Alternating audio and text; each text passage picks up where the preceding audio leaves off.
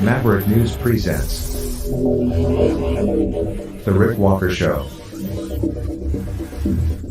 Defrag your mind.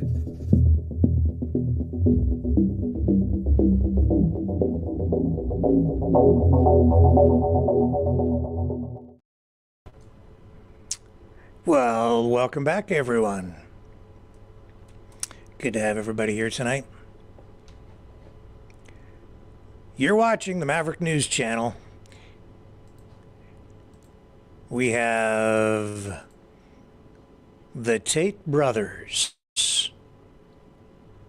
in court, out of court. A court ruling in Romania saying they can be extradited. We'll tell you what's going on there. We have Jagmeet Singh in Canada, leader of the New Democratic Party, talking about housing, the housing crisis. We have Donald Trump talking about electric vehicles. Not a fan.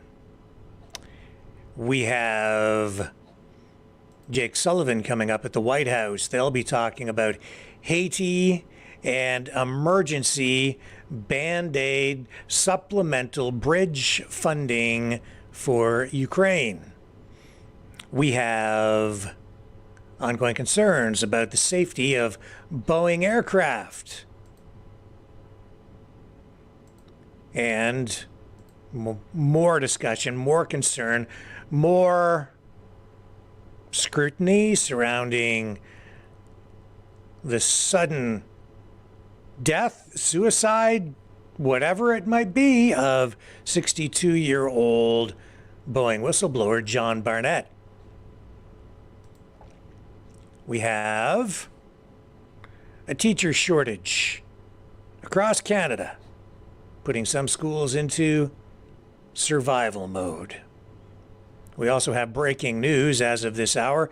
2 dead, 1 injured in a triple shooting in downtown Toronto, the land of gun control. Broad daylight shooting.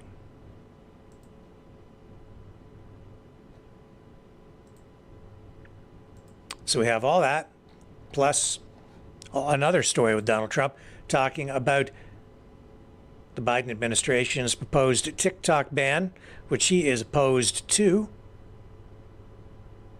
saying it will only help Facebook, which he says is the enemy of the people. Quite a contrast in opinions on that issue between Biden and Trump. So stay with me. I'm not going anywhere. I'm going to be right here when you come back, hopefully, on the other side of this.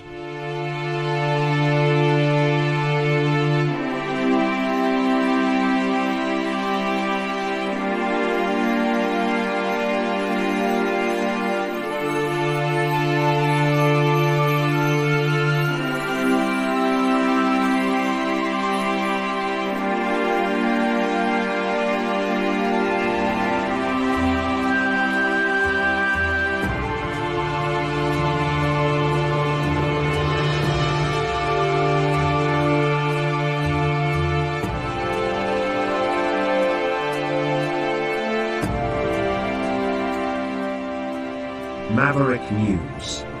The world is watching.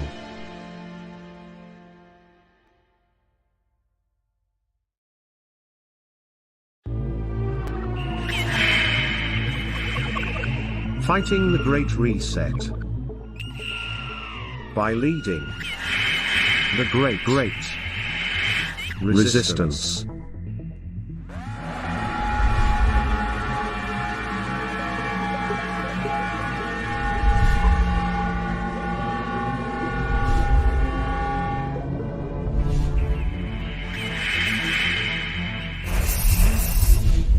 Maverick News. The antivirus programs for your mind.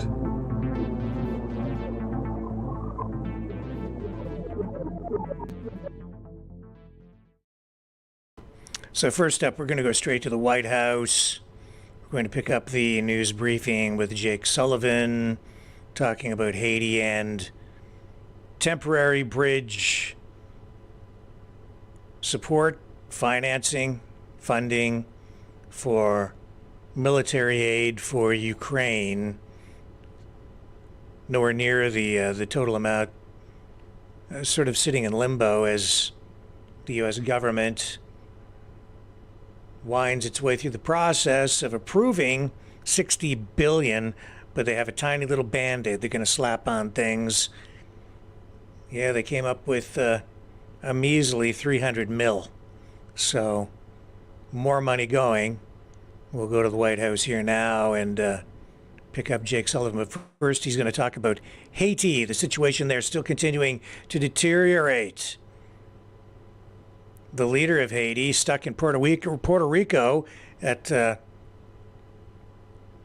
last time I checked in, unable to return to his country, which has fallen into absolute anarchy and chaos because of gangs taking over most of the country, controlling most of the country, and the most powerful, most ruthless, the scariest of them all, Barbecue, some dude named Barbecue, who is demanding that the leader of Haiti step down, and it looks like that is going to happen.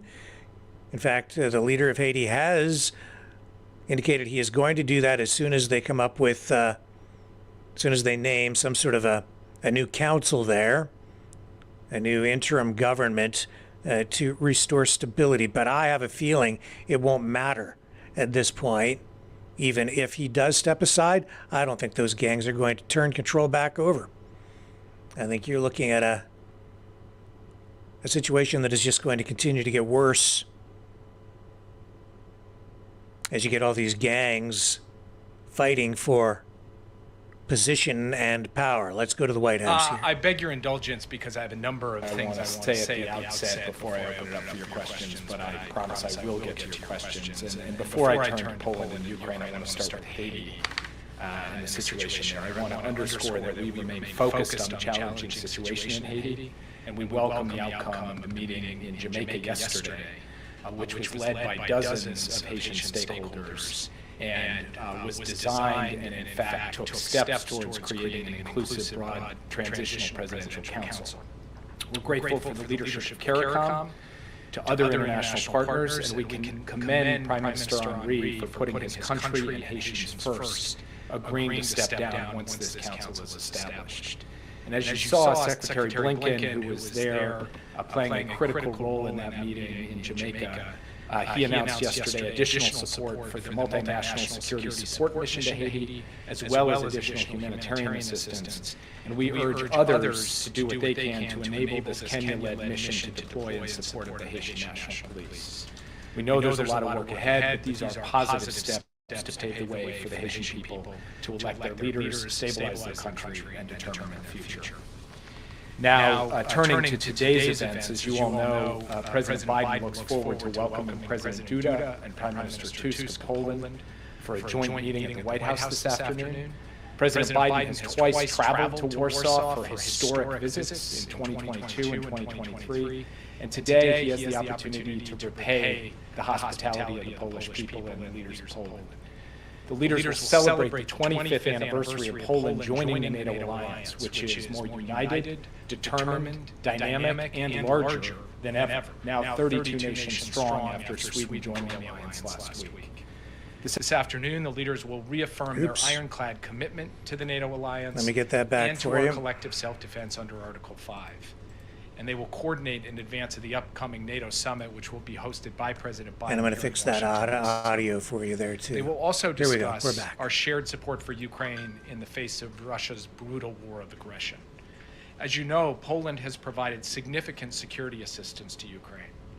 It's also played a critical support and logistics role for the U.S. and our allies and partners in a historic and unprecedented effort to supply Ukraine with the tools that it needs to defend Ukraine against this Russian imperial war of conquest. The Polish people have also generously opened their doors to about 1 million Ukrainian refugees. Poland's leadership has also demonstrated that, once again, in a very live and almost technicolor way, that Putin's illegal invasion has produced the exact opposite effect of what Putin intended. Today, Poland is spending nearly 4% of its GDP on defense, double the NATO commitment, and is serving as an anchor in a vibrant, vital alliance just when Putin thought he would divide and weaken the NATO alliance. Our bilateral relationship is also growing even stronger. Today, the President will share with Poland's leaders that the United States plans to move forward with a new $2 billion foreign military financing direct loan to Poland using previously appropriated congressional funds, and will offer to sell Poland 96 Apache helicopters. These and other initiatives will equip Poland with cutting-edge capability to defend itself while also strengthening NATO interoperability and contributing to American jobs. The leaders will also discuss the strong U.S.-Polish energy security partnership, the robust economic relationship between our countries, and the enduring importance of democratic values. I also want to provide an update about Ukraine. For 2 years, with the support of a coalition of more than 50 partners led by the United States, the people of Ukraine have remained unflinching against an adversary bent on their destruction. They've retaken more than half the territory that Russia occupied at the start of the conflict. They repulsed Russia's attempts to take large swaths of Ukrainian territory, now 2 winters in a row. They've severely degraded Russia's Black Sea fleet, but they need our continued support, and they need it urgently.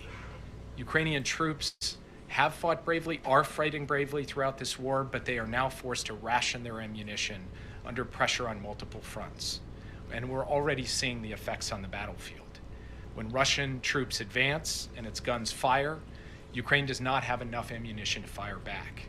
That's costing terrain, it's costing lives, and it's costing us, the United States and the NATO alliance, strategically. So today, on behalf of President Biden, I'm announcing an emergency package of security assistance of $300 million worth of weapons and equipment to address some of Ukraine's pressing needs. This is possible because of unanticipated cost savings in contracts that DoD negotiated to replace equipment we've already sent to Ukraine through previous drawdowns.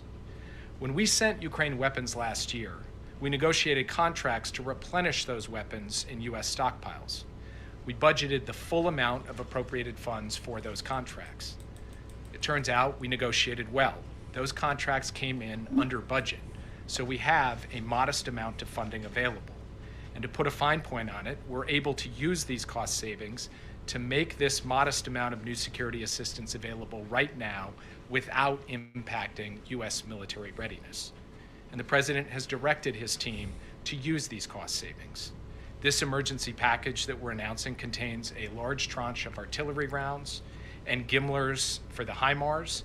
It is assistance that Ukraine desperately needs to hold the line against Russian attacks and to push back against the continuing Russian onslaught in the east and in other parts of Ukraine.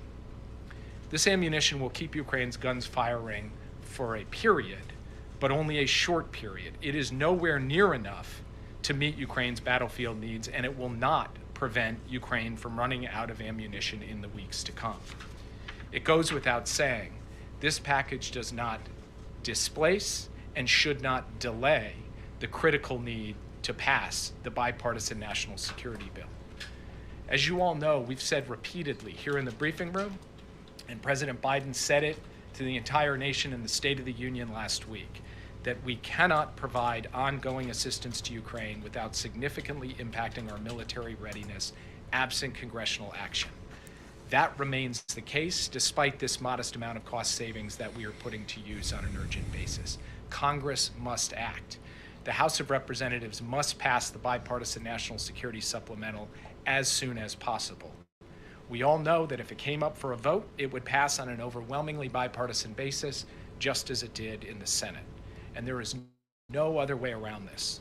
The House has got to pass the supplemental as soon as possible to allow us to continue the flow of vital security assistance to Ukraine, to replenish the U.S. military's munition stocks, to invest in our industrial base, and to support jobs in 40 states across the United States.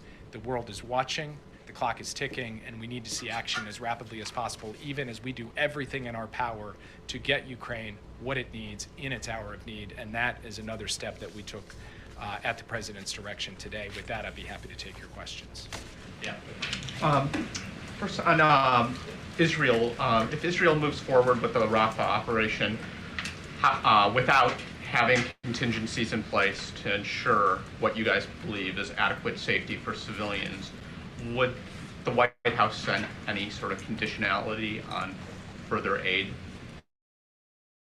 So I've read these reports. They're based on uninformed speculation by anonymous officials. I'm not going to comment on hypotheticals. The President has been very clear about our position on Rafah, and our position is that a military operation in Rafah that does not protect civilians, that cuts off the main arteries of humanitarian assistance, and that places enormous pressure on the Israel-Egypt border is not something that he can support. We are talking to the Israelis about that. We are working through it, and I'm not going to stand at this podium and entertain hypotheticals on it. Yeah. Just on that question, on that issue, the President did say over the weekend that if Israel forces were to go into Rafah, that would be a crossing of a red line. I'm just wondering, what would the Biden administration do if that did come to fruition and Israeli forces did go into Rafah? I would just note, having been around a little while, that I know all of you are obsessed with this concept of the red line.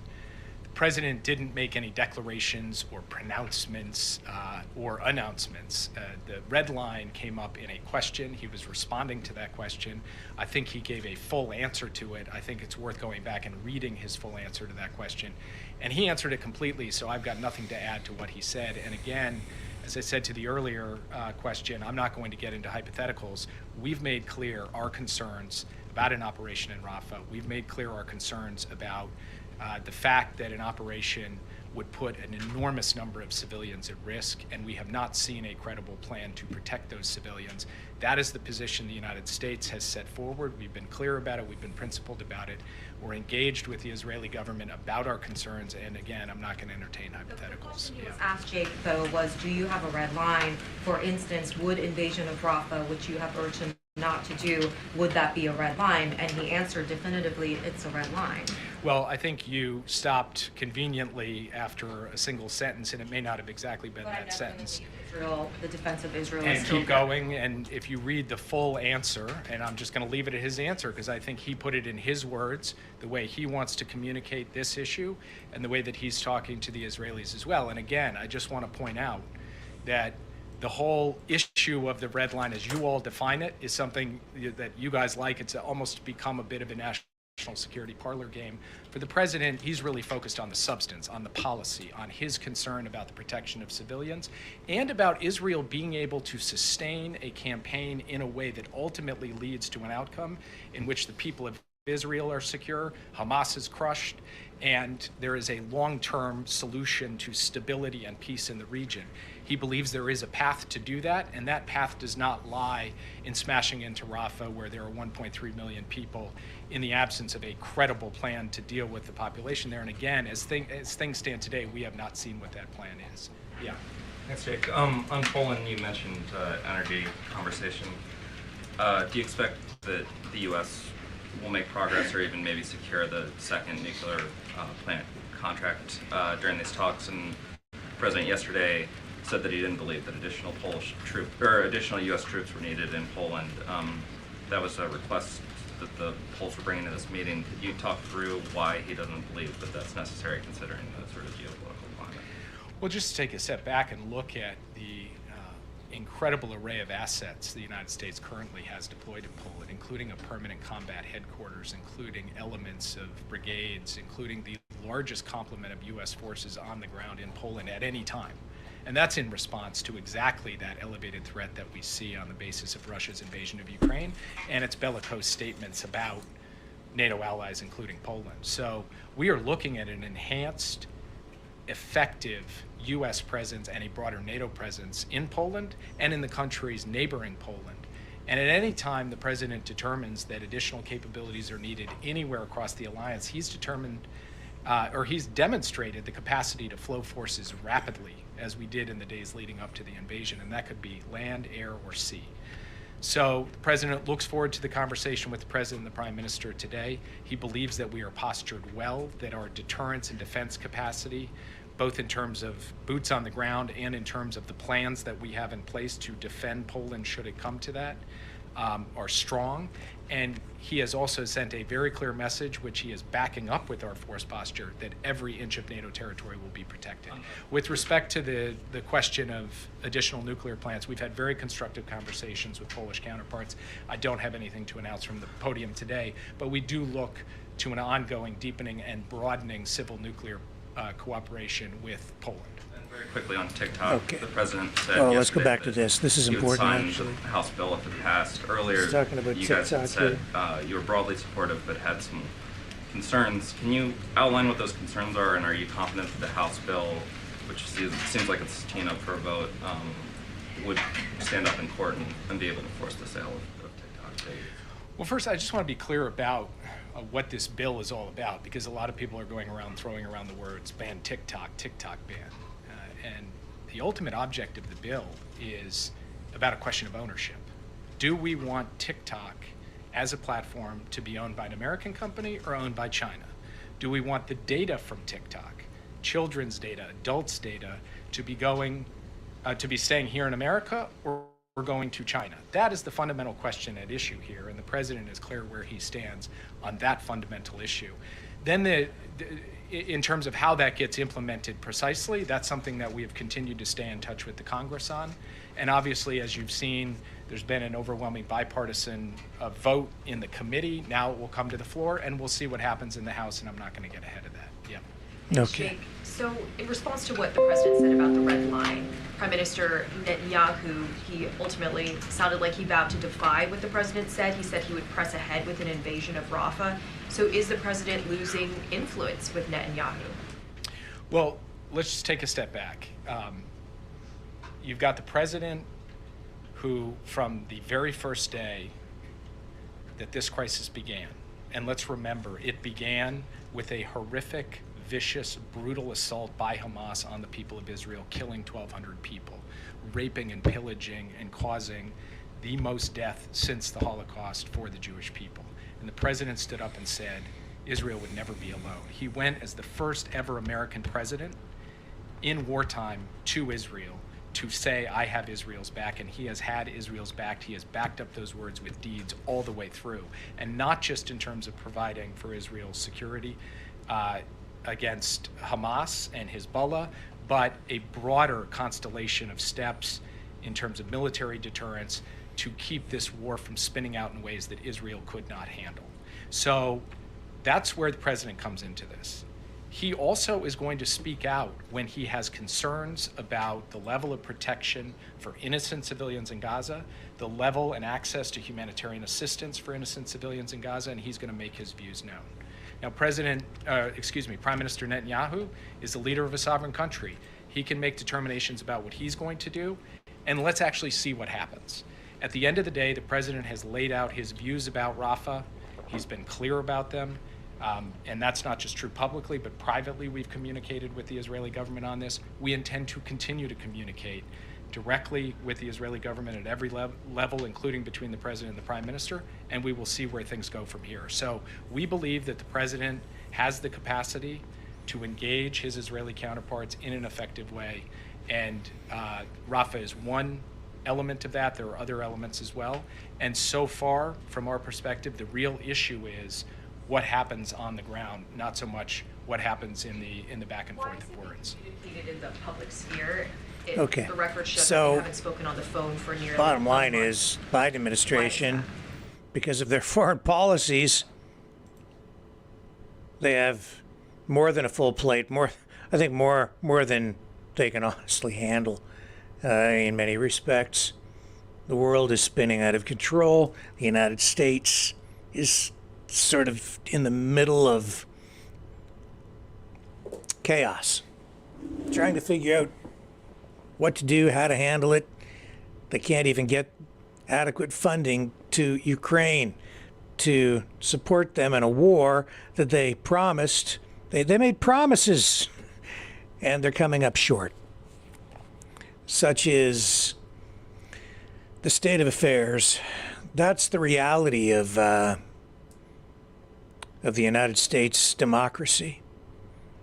It's you have a president at any given time who is only in there for 4, maybe 8 years. Constant negotiation, compromise going on. Any president at any time, in a way, is always a lame duck, because the president can promise so much, and administration can only promise so much. But if they don't have full control of the government, which is rare, their political opponents can throw a monkey wrench into their plans, their foreign policy. So saying that you're going to stand with Ukraine no matter what, or back up Israel, that only goes so far.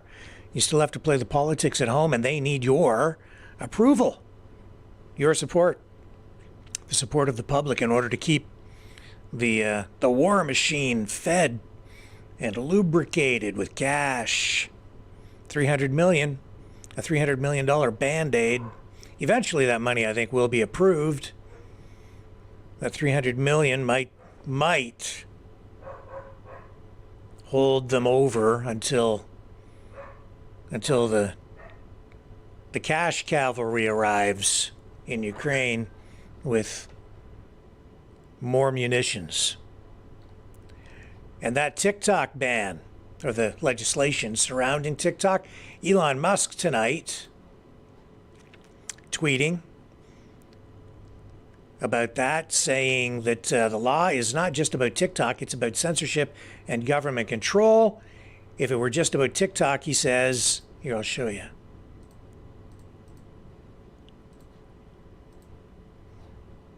Here's his tweet on X. They still call them tweets or posts. It says if it were just about TikTok, it would only cite foreign control as the issue, but it does not. And so he's retweeting this from someone named Thomas Massey, who you may know, which says the so-called TikTok ban is a Trojan horse. The president will be given the power to ban websites, not just apps. The person breaking the new law is deemed to be the U.S. or offshore internet hosting service or app store, not the foreign adversary. Prohibition of foreign adversary controlled applications. Just focusing on that section of it here. It says it shall be unlawful for an entity to distribute, maintain, or update, or enable the distribution, maintenance, or updating of a foreign adversary controlled application by carrying it within the land or maritime borders of the United States or any of the following, providing services to distribute, maintain, or update such foreign adversary controlled application, including any source code of such application by means of a marketplace, including an online mobile application store through which users within the land and maritime borders of the United States may access, maintain, or update such application, and B, providing internet hosting services to enable the distribution. So, this TikTok legislation is very broad. And then tonight as well, Elon Musk calling Canada's new online harms bill insane. Justin Trudeau's latest legislative attempt at censorship, generating international attention.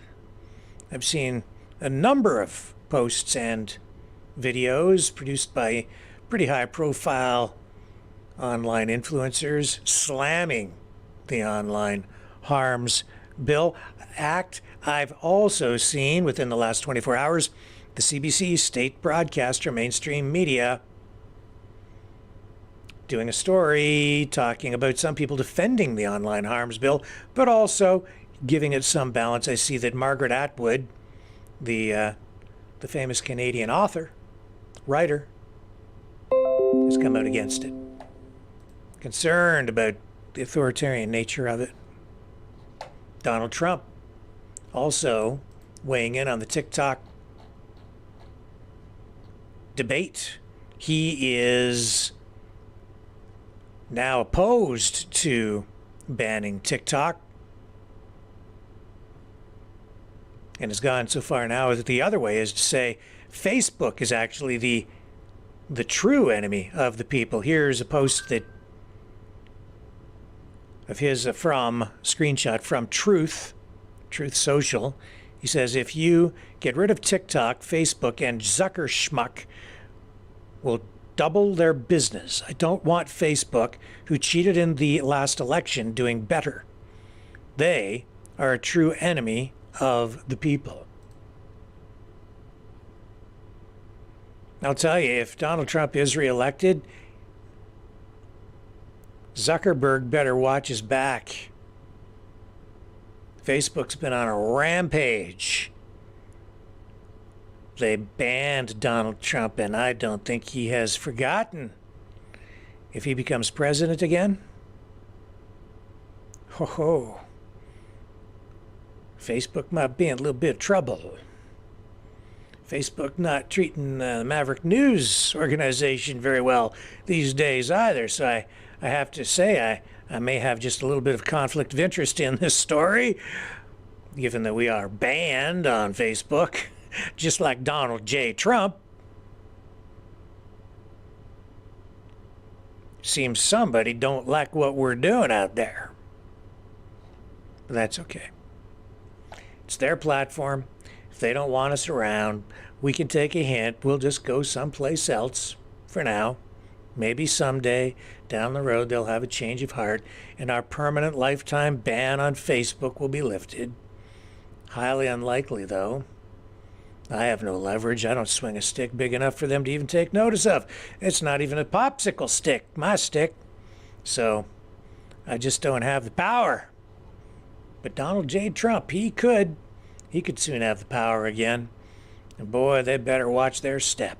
Well, they've already misstepped, haven't they? Because I think they're shooting themselves right in the foot. In fact, I would say Facebook's gone so far that they may become the next MySpace. And boy, does MySpace suck now. MySpace used to be, one of the most popular social media platforms online. It was right there, neck and neck with Facebook. But no more, not so. Not anymore. Kind of off over there in the shadows. They post a lot of celebrity stuff, I've noticed. I don't really go on there anymore. Not that I ever really did use it that much, but it just shows you that as powerful as these social media companies are, through these social media platforms, they can fall from grace very quickly. And even huge companies can go bankrupt because they have large overhead. And these social media companies also are running into increasingly more sophisticated complexities in their day-to-day operations. The need to automate, use artificial intelligence to monitor things, increasing regulation to keep them in compliance with the governing bodies, the governments that oversee them and dictate to them how they are allowed to operate. Governments have a lot of power. They can channel things, do things, mold things, massage things through legislation, through monetary policy, through taxation, grants and subsidies. Indeed, that's what they're doing with the electrification of the auto industry. That is also what Donald Trump is very, very focused on. And he's not happy about it. He has, in fact, been coming out again just within the last day, hammering on the electrification of the auto industry. Just recently on MSNBC, doing an interview where he's saying that electric vehicles don't go far, cost too much, and then also was asked about a meeting that he just had with Elon Musk, who he is hoping will support him in his bid to return to the White House.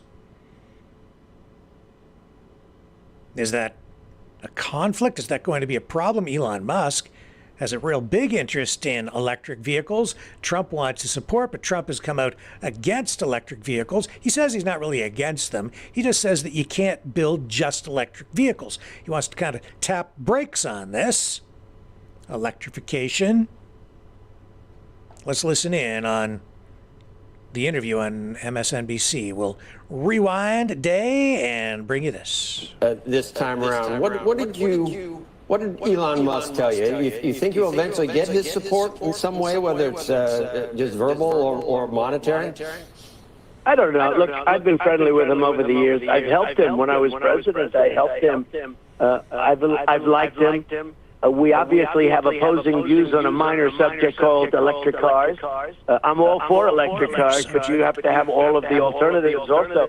You can't just go to electric. I mean, you have a grid system in this country that's obsolete and a disaster. It's one of the things we worked on a lot is our grid system. It can't produce the electricity. It can't distribute the electricity. And you know, the electric cars are not even a possibility to go all electric. This Biden all-electric mandate is by very, very stupid people. First of all, they don't go far, they cost too much, and they're all going to be made in China. And the auto workers are going to vote for Trump. I don't know about their top union people because they're just riveted into Democrats. They have no idea why. They're like blind sheep. But the auto workers are going to vote for Trump because they understand. Look at my numbers in Michigan. I'm leading him by 12 or 14 points. It's always hard for a Republican, but not now. We're leading in a lot of places that Republicans don't lead in, including with African Americans. We have numbers with the African American population, black population, the Asian population, Hispanics. We have numbers like nobody's ever seen before. So I think we're going to have a very good election, and I think that's probably why Silicon Valley is. But I think they're also with me because, you know, I want to help businesses. They saw what happened. We had, and you know that, just prior to this horrible scourge coming in, the gift of China, we had the greatest economy in the history of the world. There was never an economy. Blacks were doing the best they've ever done. Hispanics, women, Asian men, with a diploma from MIT, without a diploma at all from a high school. Every single group was doing great.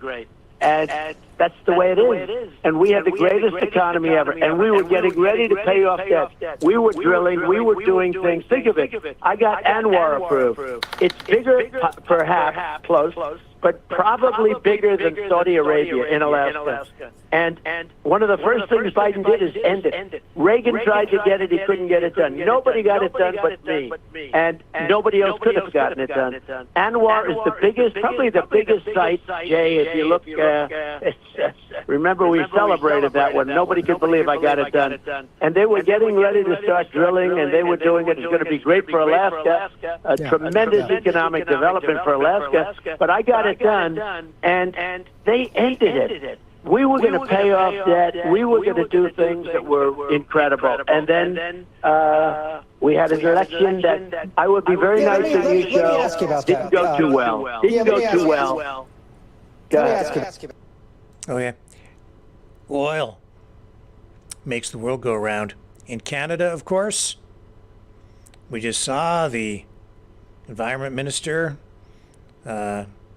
questioned hard on his climate change policies, the federal government's carbon tax policy in Canada, because Irving Oil, it appears, is up for sale. And the company has indicated, I guess, that it's the federal government's policies on climate and carbon that are driving its business decisions in that regard. And the only response from Canada's Minister of Climate Change and Environment, Stephen Guilbeault, is, well, the oil companies like Irving Oil, they just have to invest in decarbonization technology. The government has gone all in a huge way, and they forced the auto industry to go all in a huge way as well toward the accelerated electrification of the auto industry. U.S. automakers, which are multinationals now really, have invested now, committed somewhere around $100 billion on the U.S. side alone toward that end. Cross your fingers, folks. Hope for the best. It's going to be a bumpy ride. We'll be right back after this. Feel the vibrations.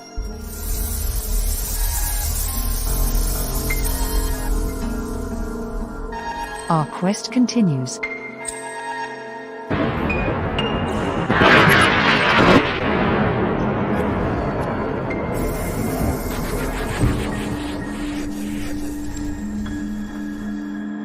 The truth is out there.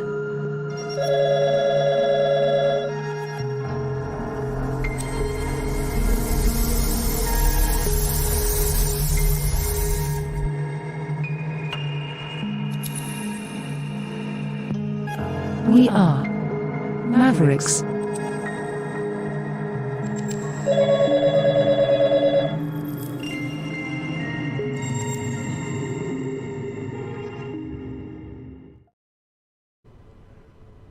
We're back, and so are the Tate brothers.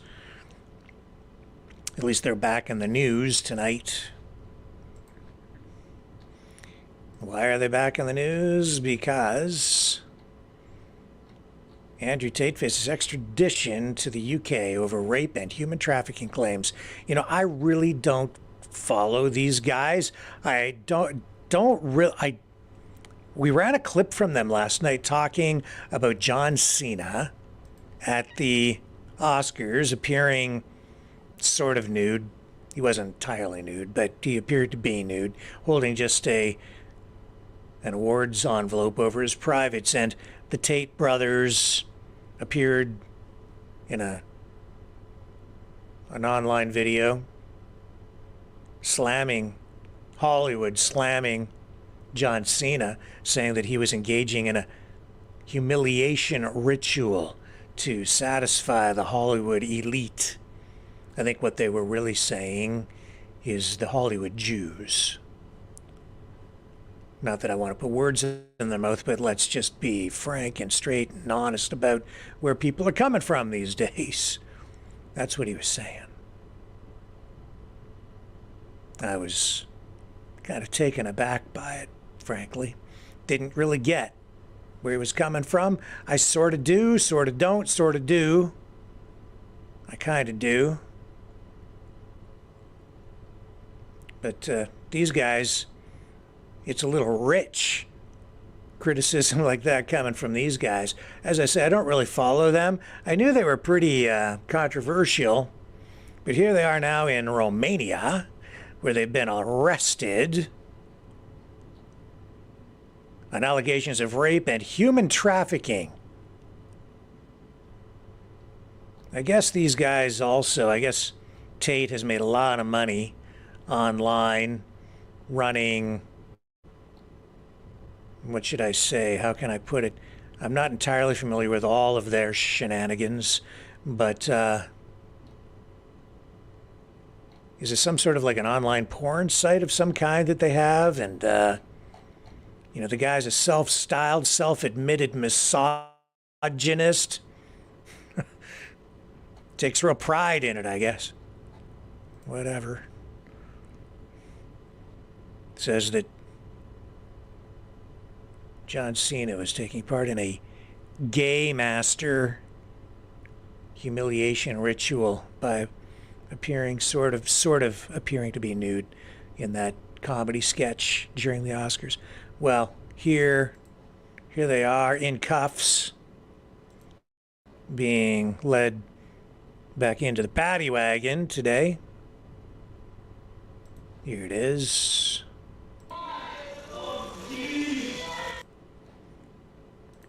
As you can see, the pair of them getting loaded up.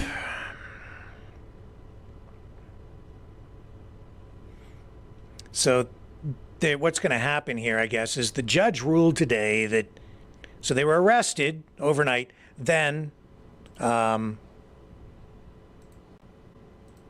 they were detained, went to court.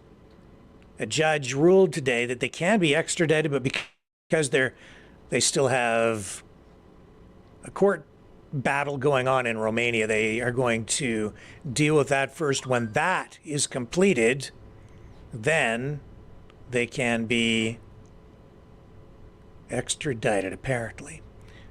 So, hang on here just a second. We're going to bring this up. I think I've got a clip of them for you. So what are we dealing with here? We got, yeah, here we go. So the police there in Bedfordshire said in a statement, as part of an ongoing investigation into allegations of rape and human trafficking, Bedfordshire Police has obtained a European arrest warrant for two men in their 30s. We are working with authorities in Romania as part of this investigation and will provide an update in due course. It said its investigation was called Operation Moonwalk and asked anyone with information about this specific investigation to contact them. So the Tate brothers are charged with rape, human trafficking, forming a criminal gang to sexually exploit women in a separate case in Romania after being arrested in the country's capital in December. This goes back to 2022, along with two Romanian women. And there were some other women from a previous case in another country. So anyway, as I said, I'm not really familiar with these guys. The one guy's like a kickboxer. I don't really watch them. I was just sort of aware of them in the background. I had no idea how volatile they are, or how hot. When I say hot, I mean as a controversial commodity online. Yeah. I mean, I get the whole I'm a macho man thing, but these guys take it to an extreme. And frankly, it doesn't. I just find it a little distasteful, but that's me. A lot distasteful, maybe.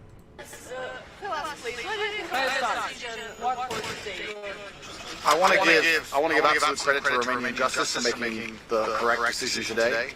Unfortunately, I don't think many people in Romania understand, but in the West, in the countries that are owned by the Satanists, when you get to a certain level of fame, you either put on a dress or you go to jail, and I'm happy to make my choice, which is jail every single time. My soul is not for sale, neither are my principles. We are innocent men. No, we're very innocent men, and in time, everybody's going to see that, and we're very excited to finish this judicial process and clear our names. Well, you are free for now, but still the Romanian court approved extradition to the UK after the trial was over here. It's very funny because I've been asking Romanian courts to go to the UK myself. I've asked 5 times and been declined, so now I get to go home. It's fantastic. In the judgment and the final of the process, what do you think about that? And those clips from The Guardian. So, I don't know. They're using masculinity and alleged attacks on masculinity as a defense in the court of public opinion. So who are these guys?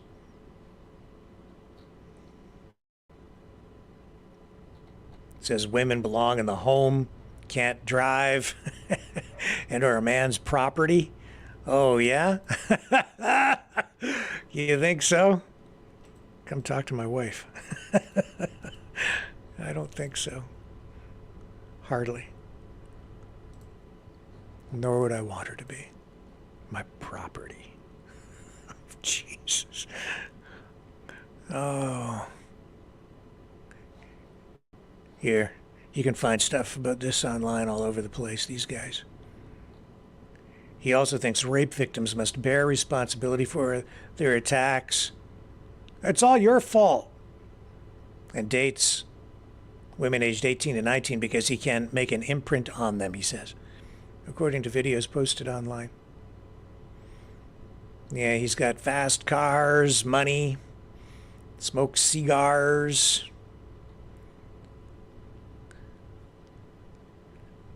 He's got videos where I guess he displays machetes and acts like a super duper macho dude, I guess. I don't know. Again, I really don't know much about these guys. I just know that guys like that, I don't really like hanging around with them. You know, to me, what a real man is? Joe Cartwright. That's what a man's supposed to be. Not a guy who disrespects women or treats them like they're less. No, it's chivalry. Chivalry is largely dead, but it shouldn't be. In my view, maybe I'm just real old-fashioned, maybe even a little square. But that's okay, because I still believe that a real man stands up and helps people in need. A real man stands up and defends a lady. A real man stands up and tries to do the right thing. A real man is humble. A real man serves. A real man is strong. Because serving doesn't make you weak. It just makes you decent. Decency. A real man is a gentleman. Key in that word is the root, gentle man. You can be gentle, still be a man, still be strong. That's the key to the future too, folks. I'll be right back. Feel the vibrations.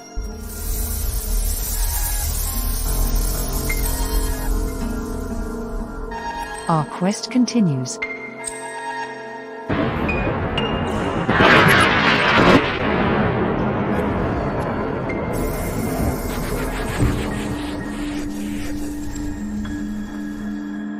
The truth is out there.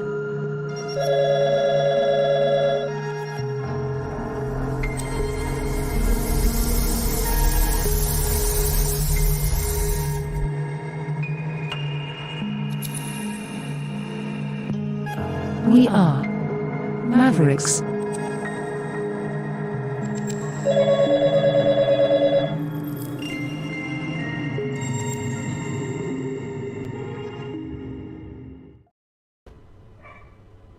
I know, you're all sitting out there scratching your heads saying, Joe Cartwright? Who's Joe Cartwright?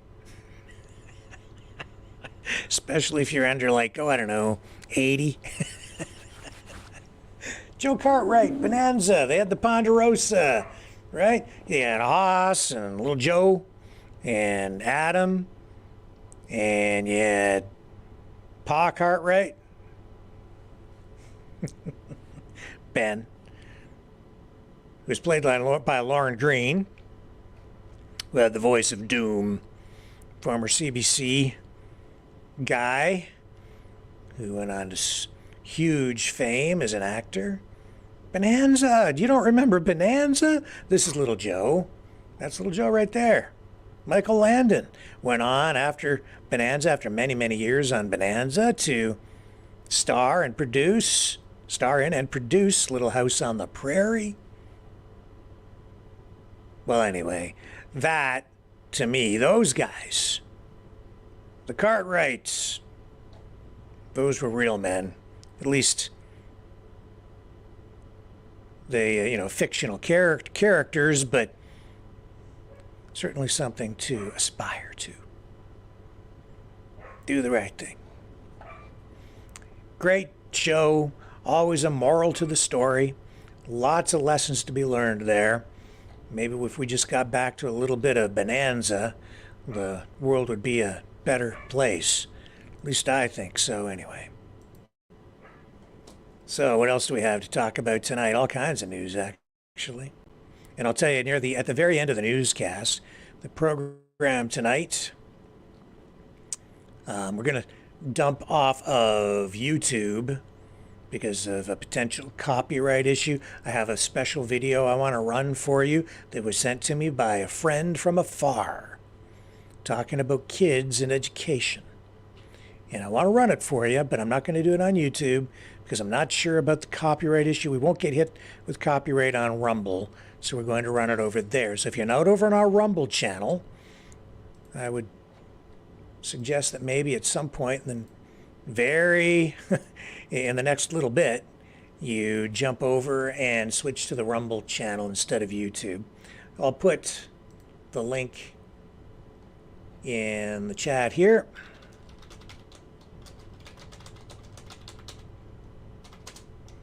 So you can flip over to Rumble. There it is in the chat. On YouTube and the other platforms. And that way you'll be able to see the entire program, including the final video of the night, which I will be sharing with you. So yeah, the situation in Haiti still spiraling out of control. A lot of Canadians down there and Americans still in Haiti. I guess gangs have tightened their control over much of the country down there.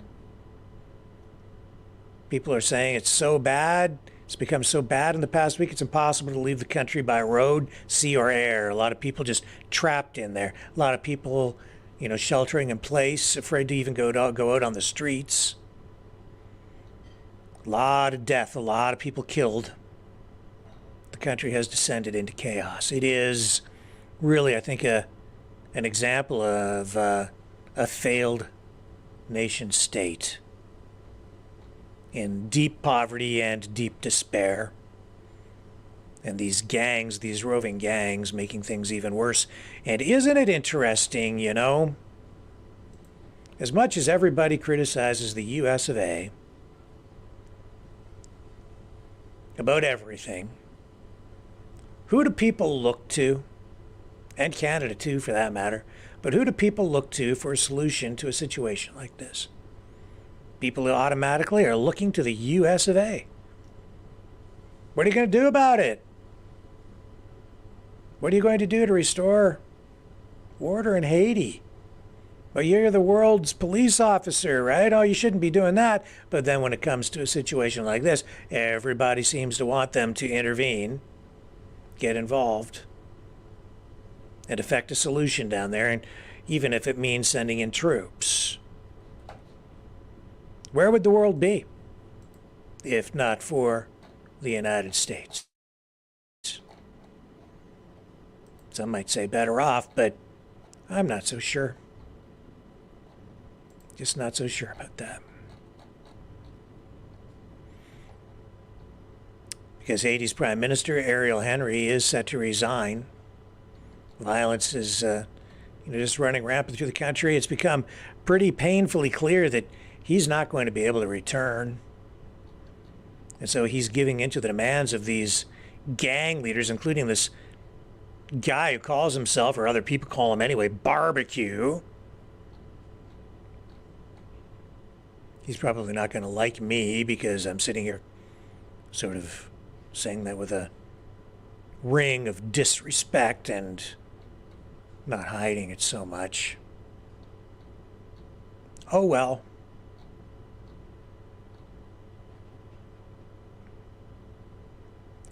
So the Prime Minister, Henry, is set to be replaced by a presidential council that will have 2 observers and 7 voting members. That will include representatives from a number of coalitions, the private sector, civil society, and 1 religious leader.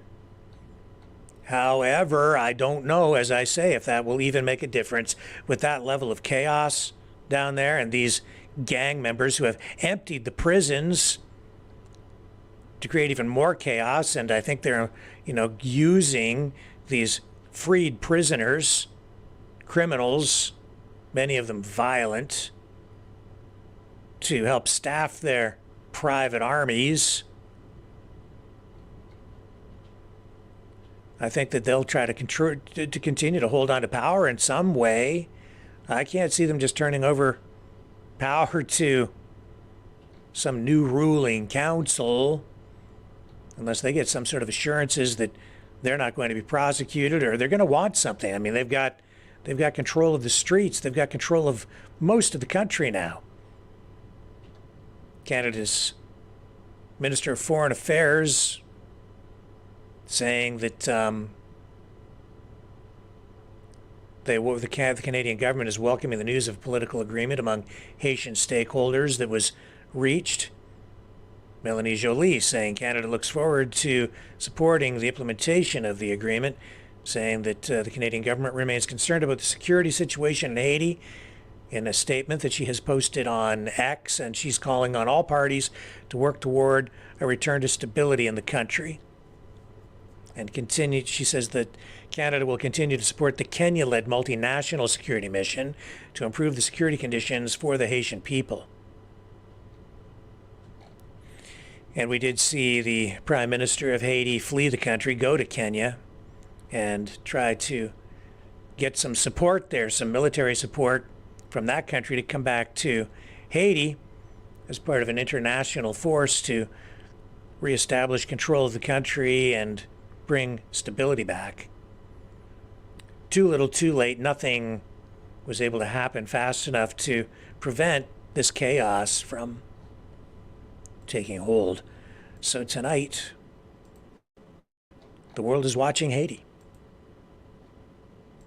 In Canada, back here, there's ongoing instability too. Certainly not at the level of what we're seeing in Haiti, not even close to that yet, but housing remains a major issue in Canada. There's a housing crisis, as we all know, a shortage of housing. It's driving prices through the roof. That includes rental prices. Now I'm going to go to a clip of Jagmeet Singh from the New Democratic Party. That's the federal party that is really propping up Trudeau's Liberals, because even though they're in a third party position in a real minority, Trudeau also has a minority government, and the only way that he is able to survive is by relying on the support of the NDP when it comes time to vote for key pieces of legislation, to make sure that those pieces of legislation pass and that there isn't a vote of no confidence that results from any of that might trigger an election. That's what's keeping Trudeau in power. Well, today, Jagmeet Singh, circling back to this issue, this ongoing issue of housing, the problem exacerbated by massive immigration coming into the country. They can't build housing fast enough in Canada right now.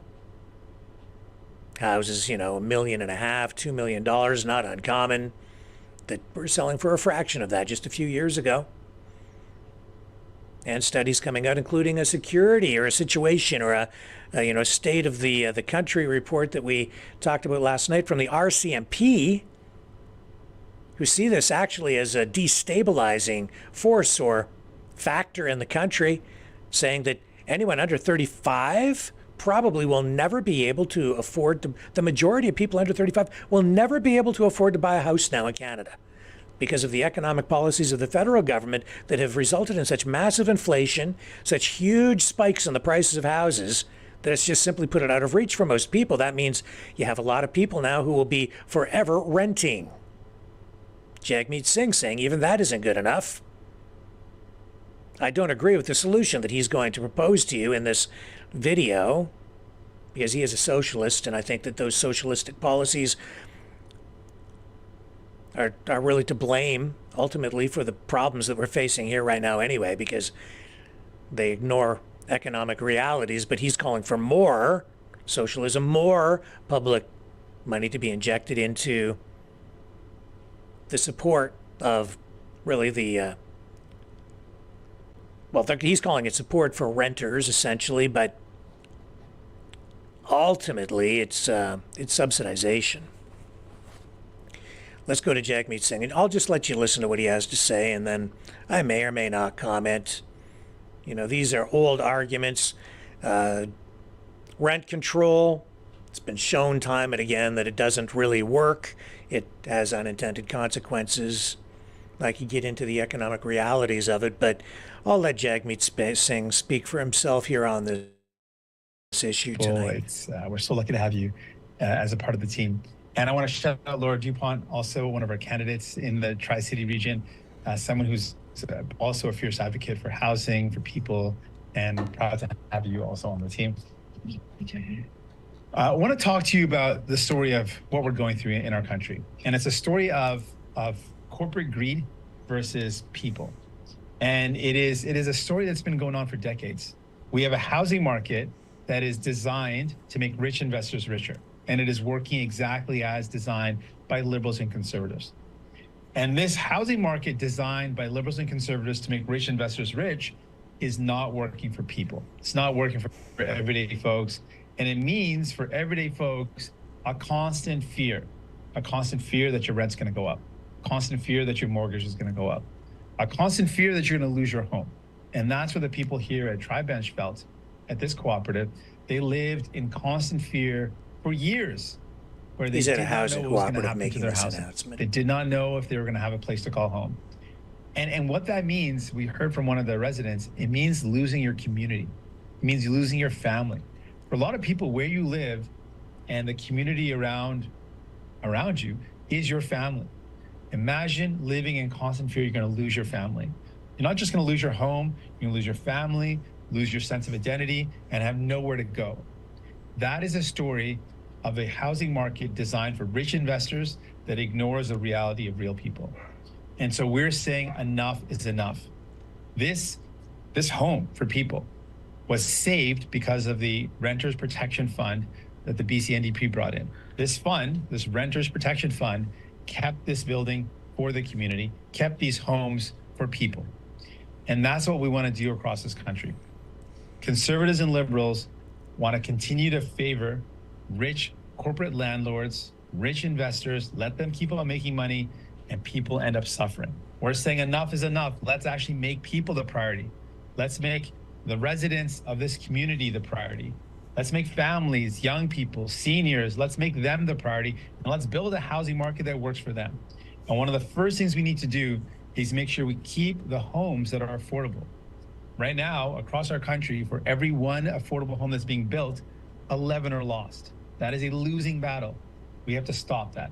And to do that, we want to build on the work of the BC NDP and bring in a national Renters Protection Fund to make sure we keep the homes that are affordable in communities, in the hand of community organizations, keep them affordable. We're done with governments protecting billionaires. We believe the job of government is to protect people, not billionaires, protect homes, not make rich investors richer. That's what our plan is. I'll do that again in French real quickly, and then I'll go to your questions. Donc, okay, hang on on est here dans a une crise second. du logement, c'est Let clair. me, Et c'est un problème créé. Ce qu'on va faire. Gonna zip ahead Start here. with Janice from Tri-City News. Sounds Here good. we go. Good morning. You mentioned this would be an example for how you would roll out this across the country. How do you plan to do that? So where would you start? So we want to bring in, first of all, we want to bring in a fund that protects renters. We want a renters protection fund, just like what BC has put in place. And we've seen now, I've actually toured 2 examples recently of homes that have been saved because of this fund. We were earlier this week in Esquimalt, where the Luma Native Housing bought a building to keep it affordable in the community. Another building that was actually up for sale, and it was advertised as an investment opportunity to buy the building, and effectively, the subtext was kick out the residents, jack up the rent, and make lots of money. This was gonna happen here as well. The residents, I met with one of the residents who's been here for almost 3 decades. They were gonna lose their home and lose their family. That is what we're up against if we don't bring in place protections for renters. So we would want to model the program after what BC NDP has done so effectively, and it works. We've seen it work. We want to do that across the country. We should be able to match it and exceed that and have a fund in place that protects renters across this country. Yeah, bien sûr. Donc, ce qu'on va voir, c'est effectivement la même chose que la Colombie-Britannique a fait. So honestly, I need to learn more about this Renters Protection Fund. I'm not exactly sure. I need to dig into it more. He's just touching on the surface of it. I don't know how the mechanics of that work financially, economically. It sounds sort of like a backdoor rent control measure. I just am not sure. I just know that, for instance, with rent controls in the past, I've seen it in action. I saw it under, NDP government in Ontario, where they implemented rent controls. The end result was landlords stopped investing in buildings. They stopped building new buildings because they couldn't make any money with the rent controls in place. So it created a housing shortage because there was no more private investment at that time. They just stopped building. Why build something if you can't make anything on it? And then you had the headaches of all the tenants, honestly. Sometimes they don't pay, sometimes they squat. They refuse to pay their bills. The Landlord-Tenant Act in this part of the country protects the tenants. You can't just kick them out even if they don't pay their rent. So if you're a building owner, a homeowner, maybe you have a house that you've split into, half of it's for a rental unit and the other half is yours, or whatever you're doing. These are just the unforeseen ramifications, the unintended consequences. It had a negative effect on the housing market, and the landlords would stop spending money on repairs on the buildings as well. So people would see their living conditions deteriorate. The rent control idea itself is not a solution to fixing the problem for people. To get the prices down, you increase the supply of the housing. You bring more housing online, not online like in the internet, but you bring you build more housing. Yeah, you increase the supply. The people renting, the landlords have to lower the rent because there's more on the market. So if you create the conditions, the market conditions that are favorable and encourage more construction, and if you do that in a way that it attracts private investment, they don't have to use tax dollars to do it. Private investors will do it. They'll invest and build. Rents will come down. Let the market stabilize. You get the government involved, they screw everything up. But people think it's a quick, easy fix. Oh, the government will just tell the landlord that they can't charge any more rent. It might not be that simple because the landlord, the owner of the building, might not be making anything now. It's a pie in the sky idea sometimes that these politicians have, where they think that every business owner out there is making a ton of money. He's referring to billionaires, billionaires, billionaires. I'll tell you right now, a lot of the landlords are not billionaires at all. They're just hardworking people in many cases where they buy, as an investment, another home. And that becomes like a rental property that appreciates over time. And it's the appreciation of the asset over time, really, that ends up paying them.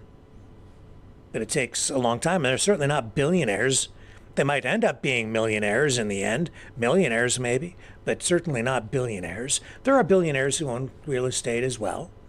Those are the people who usually own like high rises and multiple high rises, big corporations that get into the rental business. That's a little bit different. But anyway, that's just my take on it. I don't think that I've seen these kinds of plans executed by governments before, and they have never, ever worked in my lifetime. Anytime I've looked at it and anytime I've studied the issue, when I was studying economics in university, very clear that these kinds of plans are full of false promises. They give people false hope. And for some people, they benefit. If you're lucky enough to end up with a government-controlled housing unit, you can sometimes get something with pretty low rent, but overall, a lot of people end up suffering. I've seen it time and again. Politicians saying one thing, getting you something else, usually in the end. So you've got all that, and talking about the free market, the true free market, we don't really have a true free market economy in Canada or the United States. Someone speaking to that actually is Robert F. Kennedy Jr. Interesting, he was running for the nomination with the Democrats. Then he flipped over to independent when it became painfully clear to him, finally, he took a hint and realized that the Democrats were never going to let him become the nominee. Not a chance. He's not part of their machine, not part of their plan. So he declared his independence and has been running as an independent. But there's still all this talk about him possibly even running now or joining the Libertarian Party. As I understand it, from what I'm being told, he's considering that largely because the Libertarian Party has the ability to put their candidate on every ballot in the country. As an independent right now, I think Kennedy is having some difficulty achieving that goal. So that cripples him. If he were to join the Libertarian Party, he might, he would then have access, full ballot access, and voters could vote for him across the board in every state. Is it a good fit, though? I don't know. The Libertarian Party, libertarianism in general, that's a hard political ideology to kind of pin down. What is a libertarian? To me, a libertarian is somebody who believes in free market economy. It's somebody who believes in very limited government. So limited, in fact, within the framework of a libertarian ideology that some libertarians I would classify as anarchists, where they don't want any government at all.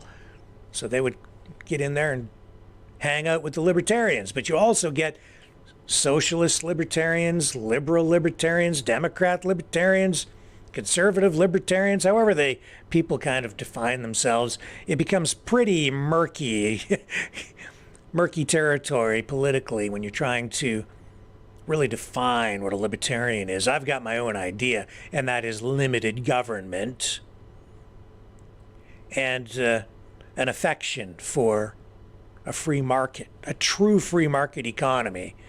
That is to say that people engage in transactions, there's little or no government intervention, very limited, if any, taxation. Because libertarians would generally look at taxation as theft, as part of a wealth redistribution program. Well, Kennedy now, anyway, being wooed, I think, by many libertarians, hoping that he will run as a libertarian, as their guy. And here's a video called Libertarians for Kennedy. Let's bring this up. We'll let it roll.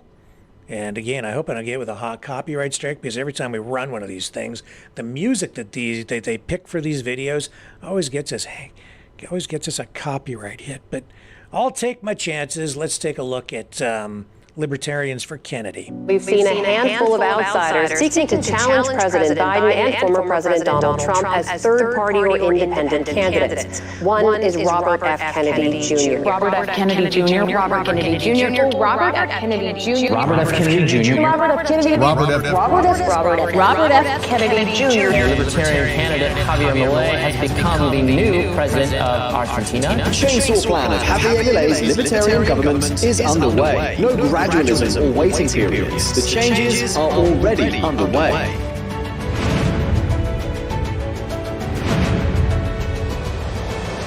They say that they like free markets because they despise free markets.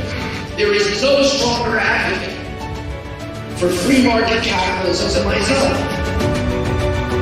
For 30 years I said the same thing, is the best thing that we could do is have true free market capitalism. Look at my speeches from 40 years ago, and you see people asking me what's the most important thing we can do for the environment. I've said consistently for all this time, free market capitalism. Because we don't have that in our country.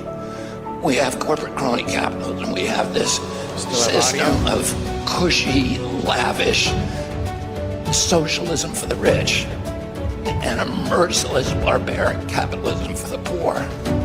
There's all different brands of libertarianism. The one thing they all have in common is that they hate authority. And I love dealing with libertarians. We declare independence from the two political parties. Let's go take back our country.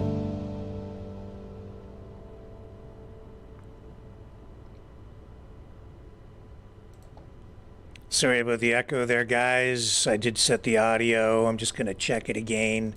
And the setting that I applied was reactivated or deactivated, so that's why you got the echo. Very sorry, but I just reset it again there, so we should be clear moving ahead through the rest of the broadcast. And thanks for letting me know about the echo. I know what that is caused by now, so I will fix it if you guys may bring that to my attention again.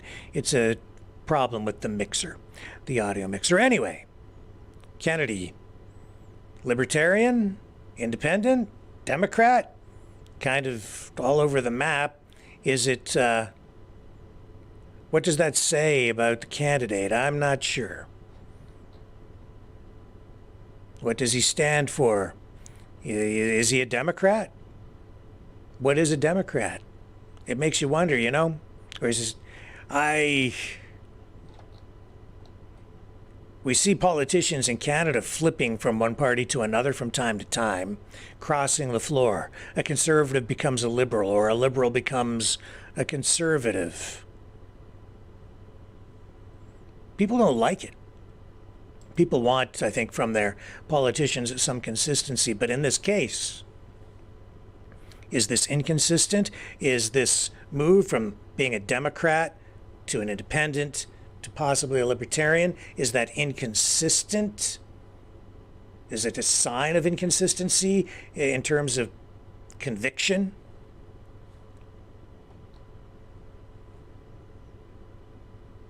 I guess the voters will have to decide, if it even happens. To move from Democrat to independent, that's one thing. To move from Democrat to independent to libertarian, I don't know.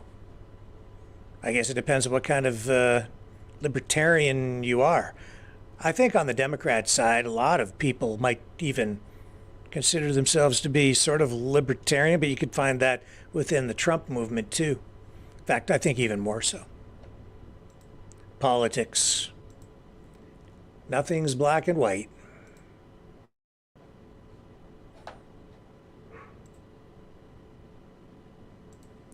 Nothing. This whole thing with Boeing, eh?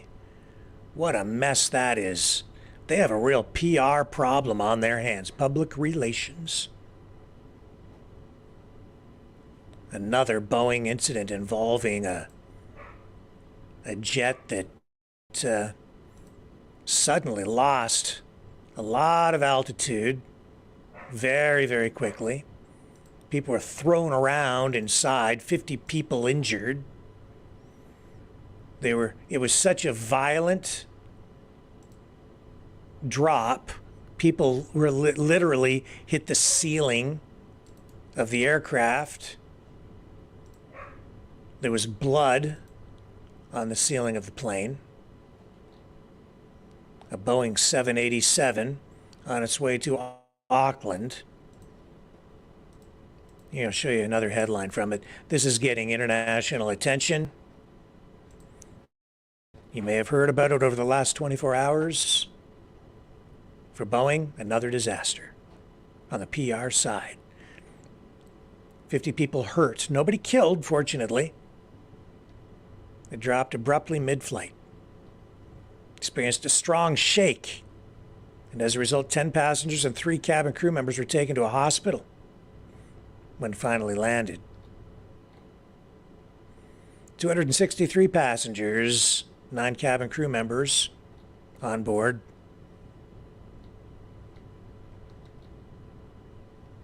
It just dropped. Now, initially we were told that the cause is under investigation. Passengers saying, though, that there was no way it was just the result of some kind of minor turbulence. It was much more violent than that, and there is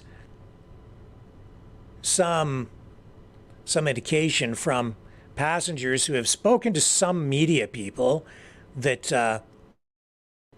apparently the pilot has spoken to some of the passengers, and he told them that they had some sort of an instrument failure. Now, that's what's being reported. It has not been proven. The exact facts still need to come out. But there are media reports with a passenger account suggesting that is what happened, or that that's what he was told by the pilot. Truth? We'll have to wait and see. But anyway, Boeing has a big problem on their hands. In fact, we showed you that story last night by Al Jazeera where they went in with a hidden camera into that Boeing factory. They secretly asked 15 people if they would fly on the planes they were assembling. 10 of the 15 said no way, citing manufacturing issues. And then this Boeing whistleblower, who was at the center of a lawsuit against Boeing, 62-year-old John Barnett, suddenly found dead just the other day. Apparently suicide, but some people wondering it's an alleged suicide. So some people wondering if that's what the actual cause of death is. They want confirmation. This guy, Barnett, worked for Boeing for 32 years, retired back in 2017. He was interviewed on the show TMZ. Here's a clip of Mr. Barnett.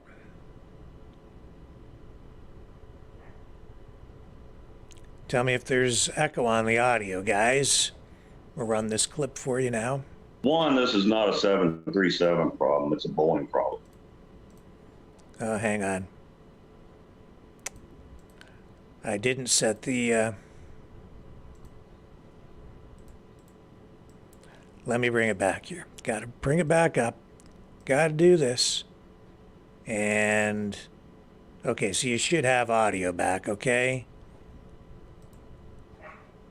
Tell me if you have audio. John One, Burnett. this is not a 737 problem. It's a Boeing problem.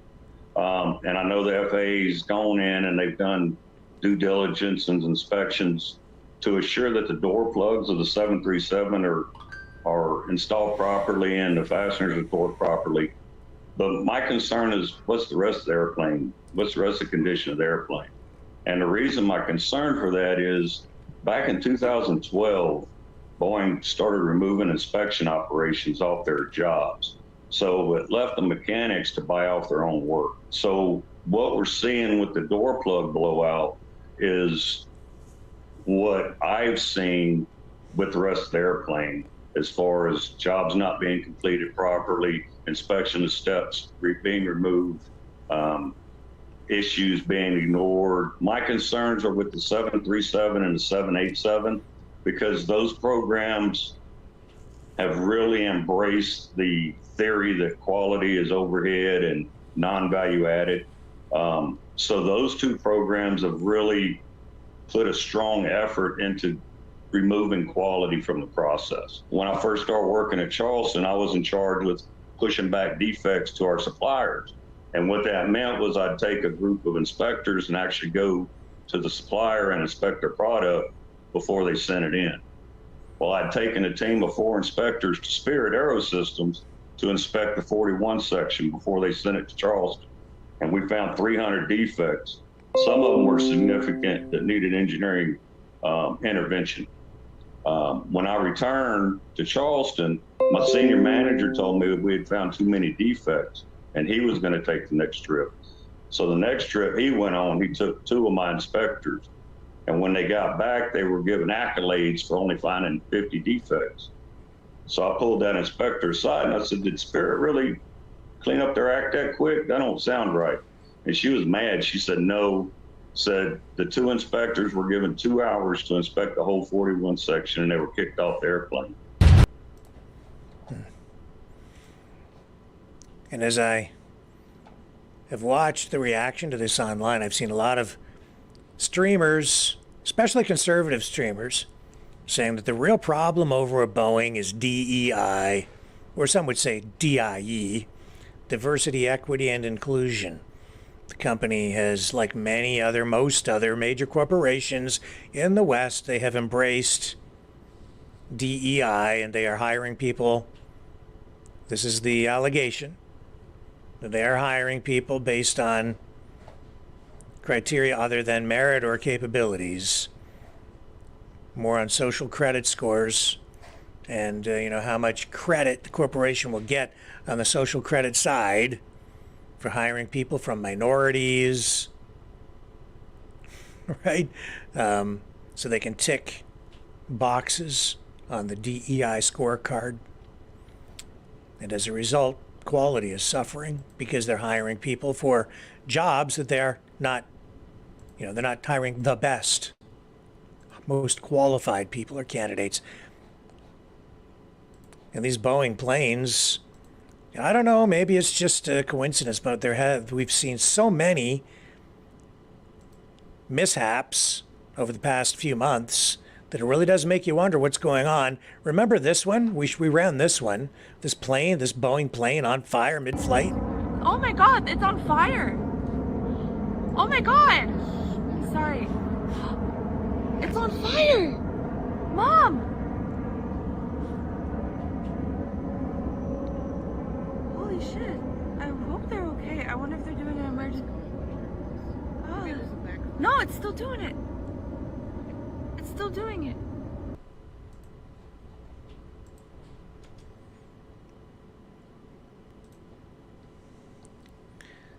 We showed you that.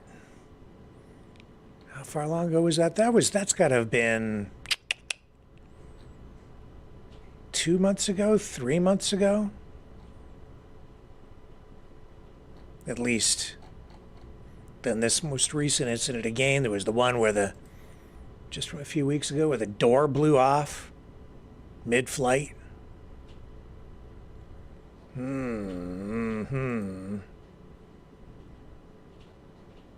does not inspire confidence.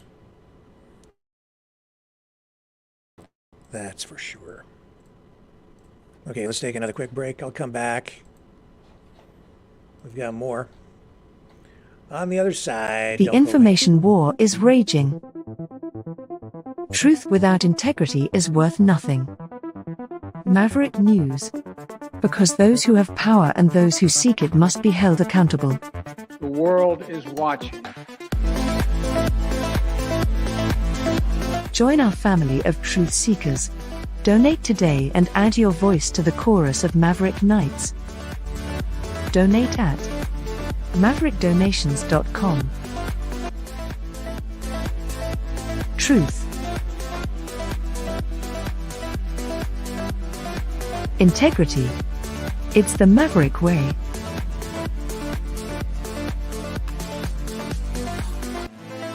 Maverick News. The world is watching.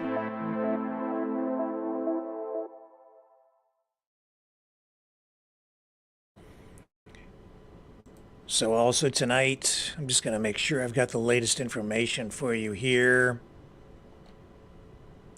2 men are dead, 1 woman injured as a result of a daylight shooting in Regent Park in Toronto. This happened this afternoon, the investigation ongoing. Police responded to calls for a shooting at the corner of Dundas East and Parliament Street. 1 of the victims died at the scene, another died in hospital, according to a police media release. A woman also taken to hospital with non-life-threatening injuries. 2 officers were injured during a pursuit on foot. The officers also were taken to hospital with non-life-threatening injuries. Wall-eyed Kogali with the Regent Park Neighborhood Association has made a public statement. He says the victims, he believes, are members of the same family. Known to his association through the community's Ramadan Meals program.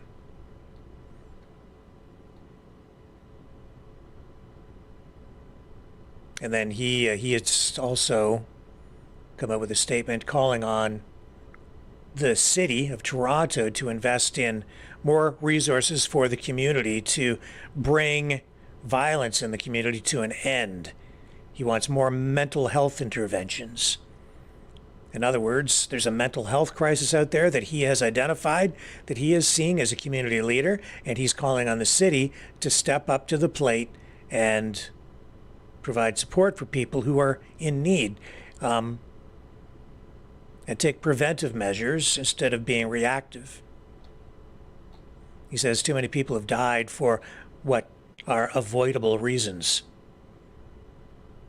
Heavy police presence in the area this afternoon. There was a body on the street covered in an orange tarp.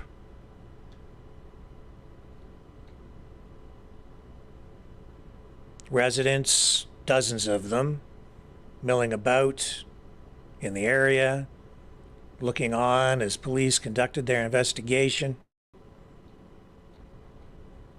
The exact circumstances surrounding this, we're not really sure. We'll have to wait for more information. We'll find out more, I would think, over the next 24 to 48 hours. We will look for updates from police and community leaders. And it just shows you that even in Canada, the land of gun control, there is still gun violence. In particular in Canada's major cities like Toronto. And I know I was just speaking as well to a friend of this channel out in Edmonton, just within the last month or so, talking about the level of violence in that city, and there is also rising violence in places like Calgary and Vancouver, and the list goes on. It's pretty much everywhere. That's one of the planks in the Conservative campaign platform heading into the next federal election here in Canada. crime.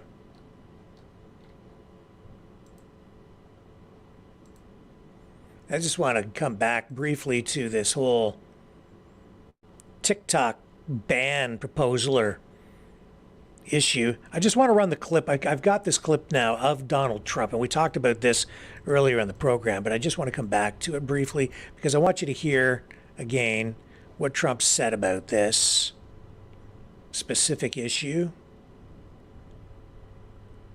Here's Trump on the TikTok ban where he says banning TikTok will only give more power to Facebook, which he says is the enemy of the people. I could have banned TikTok. I had it banned just about. I could have gotten it done.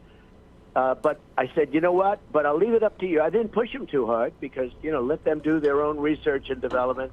And they decided not to do it. But as you know, I was at the point where I could have gotten it done if I wanted to. I sort of said, you guys decide. You make that decision because it's a tough decision to make. Frankly, there are a lot of people on TikTok that love it. There are a lot of young kids on TikTok who will go crazy without it. There are a lot of users. There's a lot of good and there's a lot of bad with TikTok. But the thing I don't like is that without TikTok, you can make Facebook bigger, and I consider Facebook to be an enemy of the people, along with a lot of the media. Did you guys get the audio on that? I don't know if you got the audio on it. Let me just check the tab. Yeah, you would have had the audio on it, right? So that's Trump on the TikTok ban.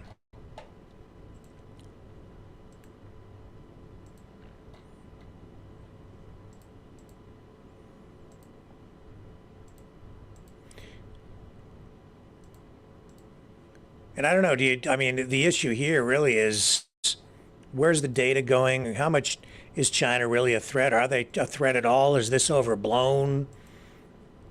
Is this move by the Biden administration another censorship move? Where are we at with all of that? I don't know.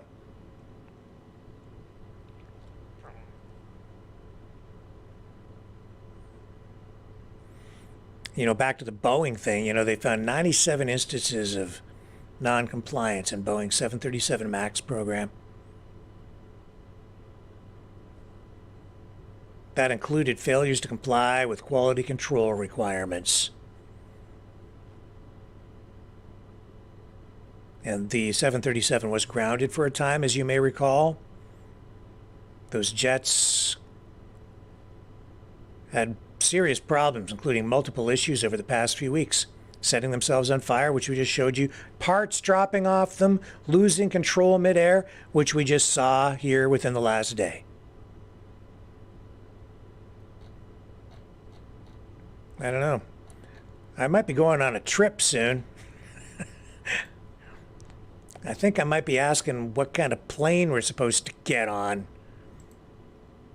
And then I'm going to be asking, does a parachute come with the ticket? I shouldn't be laughing. I shouldn't be laughing. I was on a plane one time, looking out the window. I was right by the wing, and there was a fuel leak that developed, and it was just gushing fuel out over the wing and splashing down onto the one engine. They had to shut the engine down. We had to make an emergency landing. These things do happen. True story. They put us up in a hotel overnight in Florida where we made an emergency landing. We weren't supposed to land there at all. We were supposed to be flying straight back to Canada. Ended up in Florida, emergency landing. Well, something similar happened on this plane. This Boeing aircraft. It was taking off. And this video captured it gushing fuel all over the runway as it became airborne. Check it out.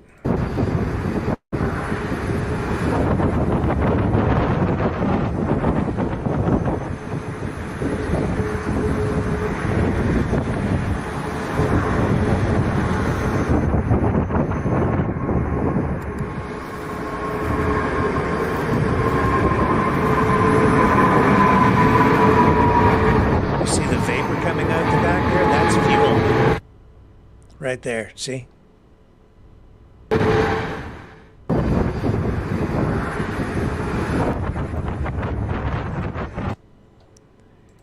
Oh, what's to worry about?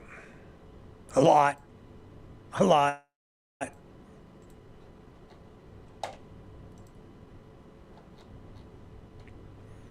In Uvalde, Texas, the police chief has announced his resignation. This comes days after a city council report cleared several officers from the police service there of wrongdoing, even though there was that delayed law enforcement response to the shooting at Robb Elementary School that resulted in the deaths of 19 children and 2 teachers. You may recall that incident, that tragedy.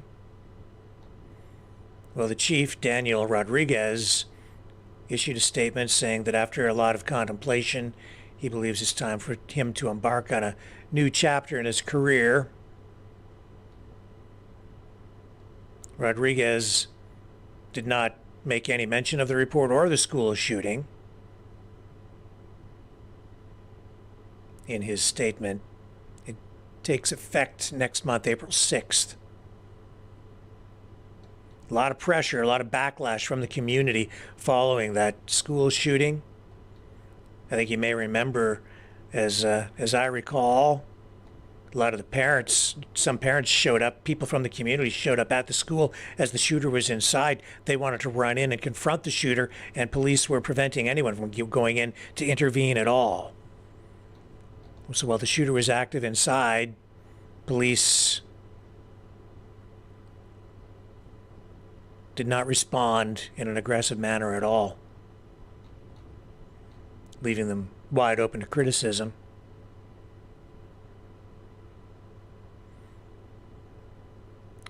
So this report comes out and it really exonerated police actions, several of the officers, but clearing them.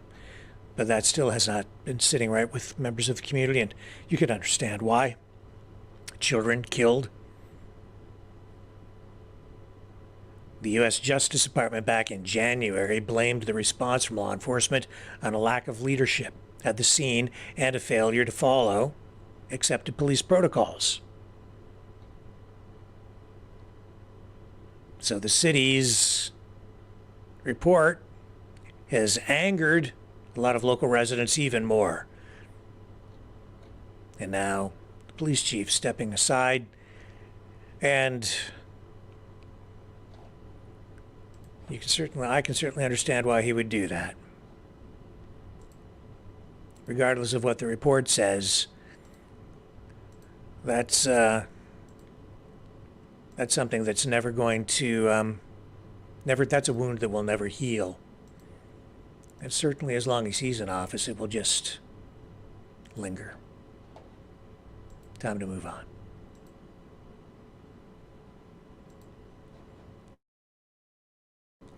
Speaking of schools, we have a school crisis, a teacher crisis in Canada. I'm going to take a break, short one. When we return, I'll talk about it, and also about a few warm words that were shared with me this week from a teacher who is a supporter of this program, a friend from afar.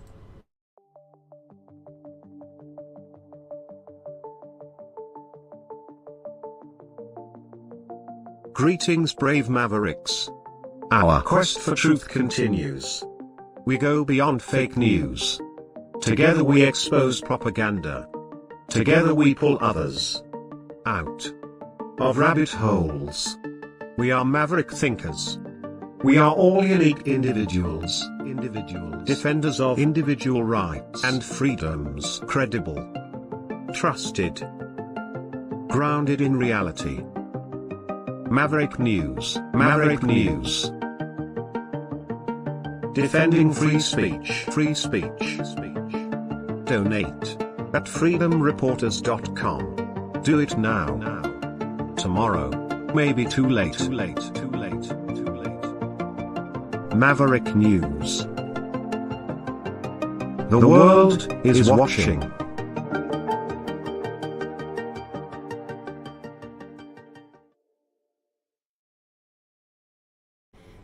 Okay, I'm back. So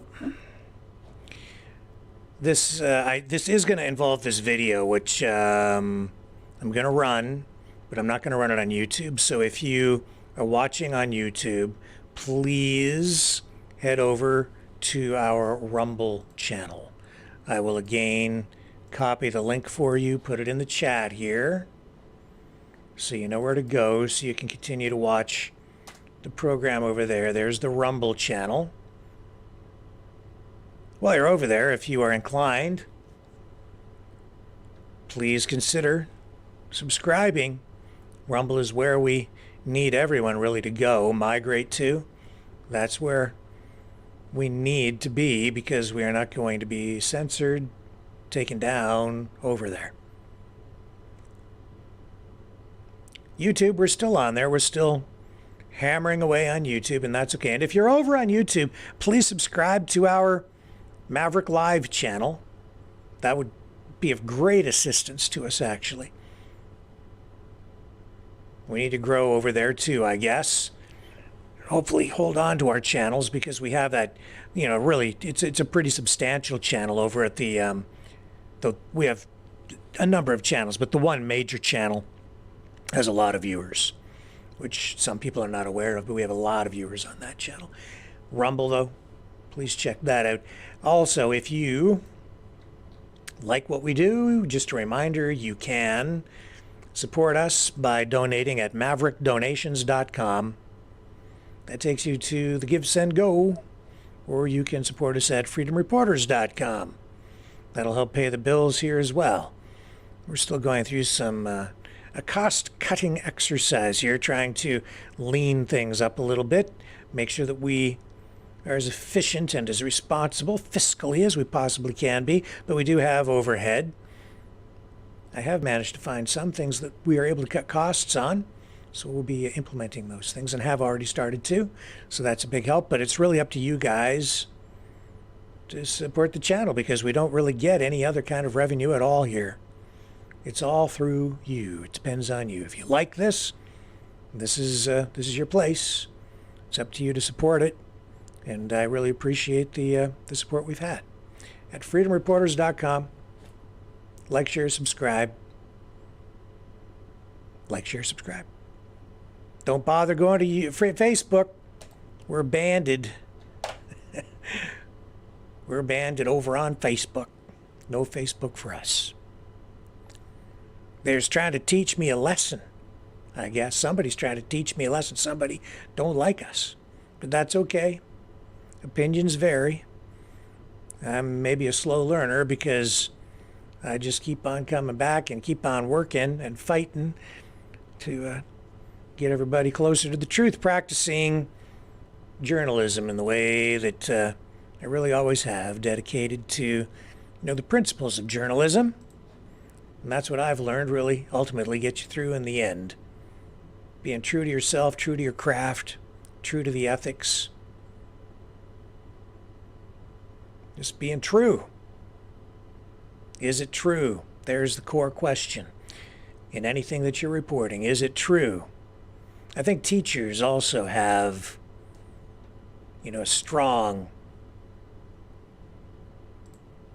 set of codes that they abide by, ethics, especially the good teachers, the ones really dedicated. Well, we have a teacher shortage across Canada. Not surprising, especially after what happened during the pandemic.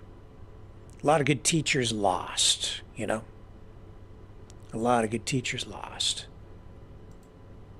Hasn't really come back since then. A lot of teachers didn't want to do the thing where they had to get the thing in the arm, so a lot of them quit. I didn't speak to, but received a kind message from a friend from afar, a teacher, who shared a personal story about going through exactly that. This teacher watches this program a friend of the program, a friend of Maverick News. I won't use any names. But there is a teacher shortage, and just in like British Columbia alone, Quebec, they have over 8,500 teaching vacancies, and they can't fill them, including about 2,000 full-time jobs. Can't find teachers qualified to fill those positions.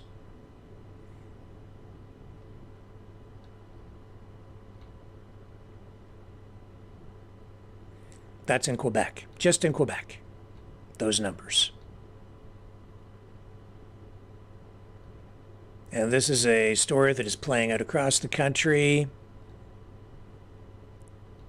And as a result, some school boards are resorting to bringing in non-qualified teachers. What they're doing is kind of giving them a crash course in teaching. It's like, I think, a 30-hour prep course to sort of give them a real basics training module thing so they can go in and take care of the classes and get through some of the lessons, but it's not really working out well. And this teacher who reached out to me, it wasn't really specifically for this issue. It just happened to be, just by chance, that this person just made reference to their personal situation, and it relates exactly to this story and the problems that we're having in the education system across the country. And the other reason, according to this person, that we're having this problem is because of diversity, equity, inclusion. Woke politics. A lot of teachers are just fed up. They're leaving the system because they feel they can't cope. They can't survive in the current environment. There's so much social engineering going on inside the school system, and I don't really mean to put words in this person's mouth, so I hope I'm kind of paraphrasing what was said, and I don't want to read the actual personal note to me. But because I'm keeping this all anonymous, I'm sharing the information with you that I received. And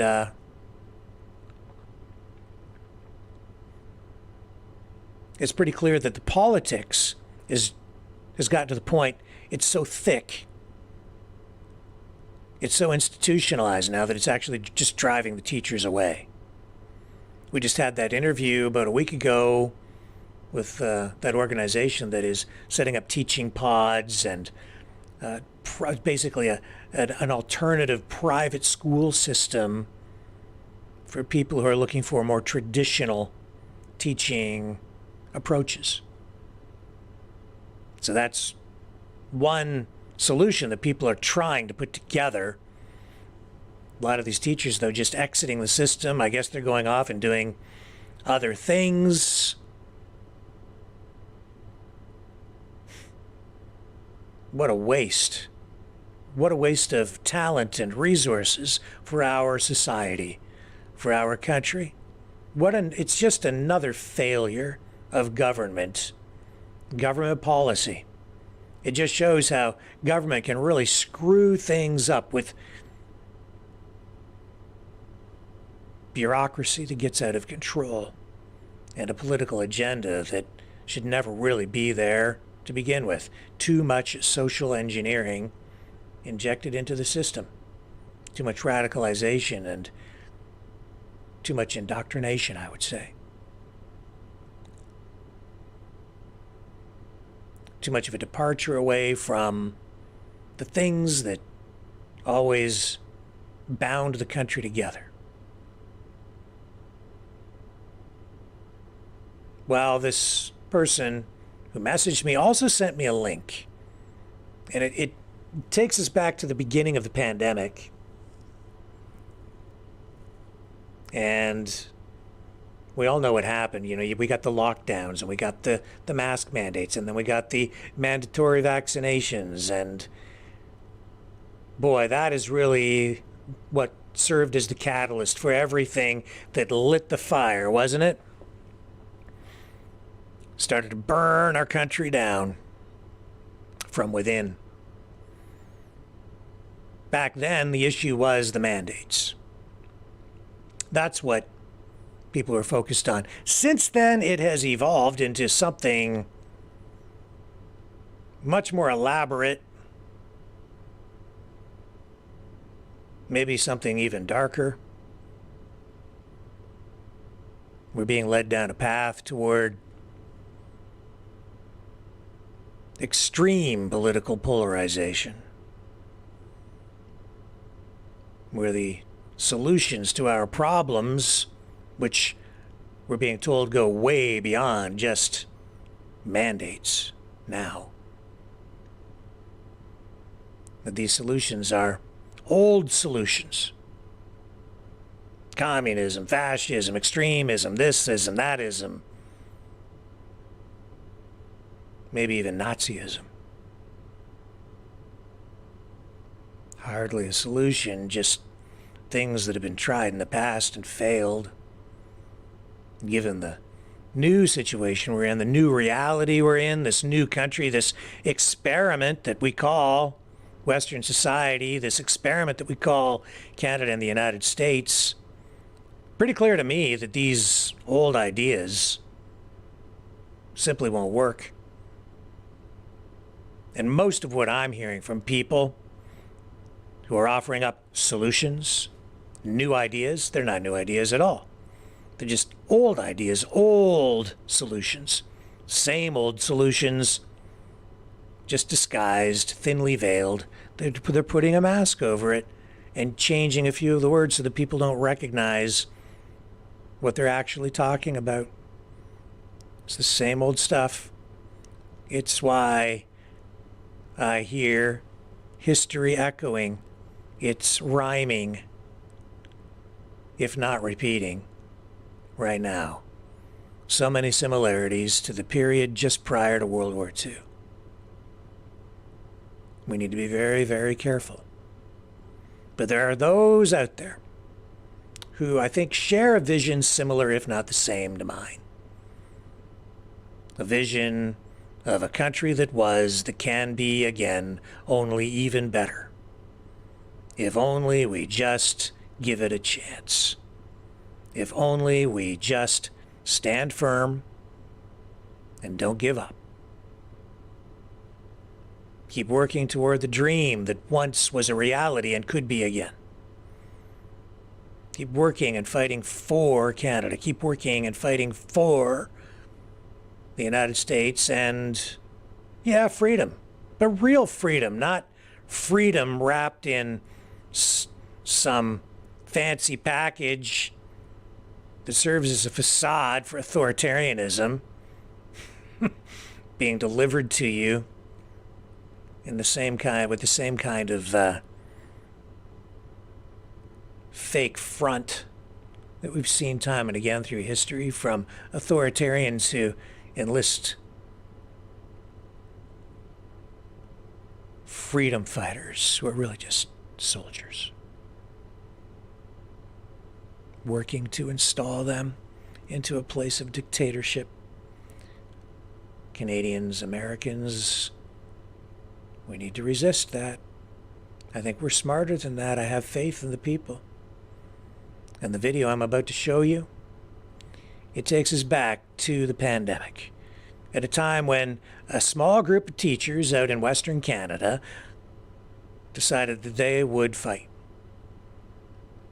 And they were going to fight by sharing that vision, that memory of what was and a vision of what could still be. I watched this last night and I said, I have to share this with people because it is inspiring. Now, those same teachers, for the most part, they created an organization, and I don't think it's still actually operational. They've kind of split up and they're doing some other things, but they haven't given up.